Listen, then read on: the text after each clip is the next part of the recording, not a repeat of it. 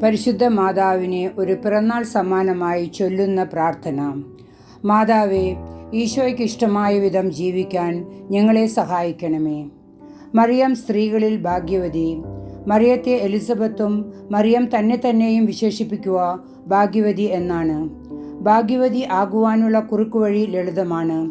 കർത്താവ് അരുൾ ചെയ്ത കാര്യങ്ങൾ നിറവേറുമെന്ന് വിശ്വസിക്കുക, അതനുസരിച്ച് ജീവിക്കുക. മറിയമേ, ഞങ്ങളുടെ പ്രിയപ്പെട്ട അമ്മേ, ഞങ്ങൾക്ക് വേണ്ടി പ്രാർത്ഥിക്കണമേ. കരുണയുള്ള മാതാവേ, അമ്മയെപ്പോലെ ഞങ്ങൾക്കും ഭാഗ്യവാനും ഭാഗ്യവതിയും ആകണം. അതിനുള്ള കുറുക്കുവഴി ദൈവവചനത്തിൽ വിശ്വസിക്കുക, അതനുസരിച്ച് ജീവിക്കുക എന്നതാണെന്ന് അമ്മ ഞങ്ങളെ പഠിപ്പിച്ചു.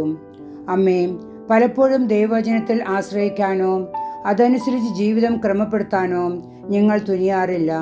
ഞങ്ങളോട് പൊറുക്കണമേ. ഭാഗ്യവതിയായ അമ്മേ, ദൈവവചനത്തോടുള്ള ആത്മാർത്ഥമായ ഒരു ദാഹം ഞങ്ങൾക്ക് നൽകണമേ. അതുവഴി അമ്മയെപ്പോലെ ഭാഗ്യശ്രേണിയിലേക്ക് ഞങ്ങളെയും ഉയർത്തണമേ.